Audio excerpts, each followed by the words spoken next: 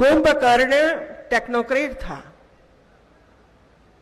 Technology जानता था, वो यंत्रशाला में बैठकर करना है और 6 महीने के बाद बाहर निकलना है। और हवा ऐसी फैलाई थी कि कुंभकर्ण 6 महीना सोता था और 6 महीना ही जगता था। अगर आज वाल्मीकि जिंदा होते तो अपनी रचनाओं को आग लगा देते। तुलसीदास को अपने ज्ञान पर संशय होने लगता, क्योंकि जो दिव्य ज्ञान आज से 5000 पहले उन्हें नहीं मिला, वो उत्तर प्रदेश की राज्यपाल आनंदीबेन पटेल के पास है, जो फूट फूट कर बाहर आ रहा है। वो सनातन के ऐसे ऐसे रहस्यों से पर्दा उठा रही हैं, जिससे 21वीं सदी के ज्ञाता भी अनभिज्ञ हैं। जरा सुनिए कैसे आनंदीबेन पटेल कुंभकर्ण को लेकर दिव्य ज्ञान की वर्षा कर रही हैं। और हमारे सामने ये रखा गया है कि भाई कुंभकर्ण तो 6 महीना सोता रहता था और 6 महीना ही जगता था। क्या ये सही है?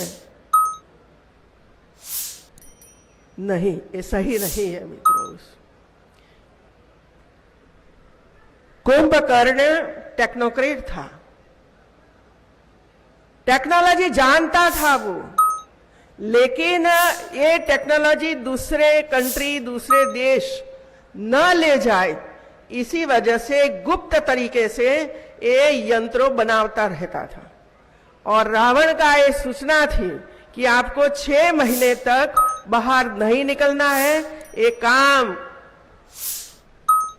बैठकर यंत्रशाला में बैठकर करना है और 6 महीने के बाद बाहर निकलना है। और हवा ऐसी फैलाई थी कि कुंभकर्ण 6 महीना सोता था और 6 महीना ही जगता था। सुना आपने जिस रहस्य को रावण दुनिया से छिपाता रहा है, जो वाल्मीकि और तुलसीदास को पता नहीं चला, रामायण पर रिसर्च करने वाले नहीं ढूंढ पाए, वो रहस्य आनंदीबेन पटेल ने दुनिया के सामने खोलकर रख दिया। दरअसल यूपी की राज्यपाल सोमवार को लखनऊ के ख्वाजा मोइनुद्दीन चिश्ती लैंग्वेज यूनिवर्सिटी के 9वें दीक्षांत समारोह में पहुंची थी। छात्रों को संबोधित करते हुए उन्हें दिव्य ज्ञान की प्राप्ति हुई, जो उन्होंने छात्रों के सामने भी रख डाला।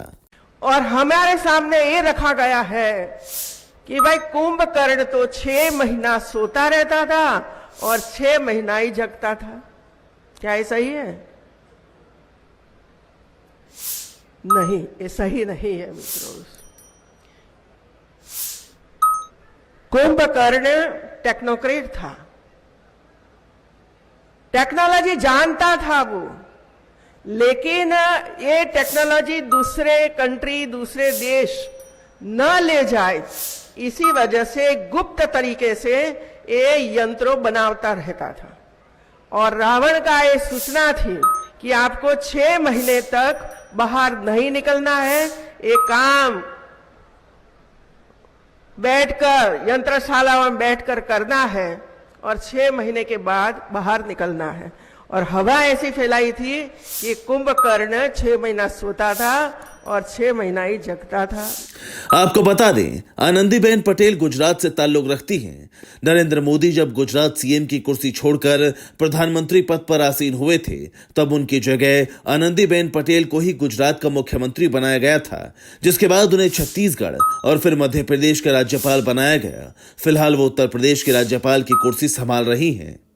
ऐसे में कहना अतिशयोक्ति नहीं कि बीजेपी हाईकमान की वो कितनी करीबी हैं, और शायद यही उनके अति आत्मविश्वास की वजह है, जो उन्हें कभी भी दिव्य ज्ञान की प्राप्ति होती है और उसे वो छात्रों तक पहुंचा देती हैं।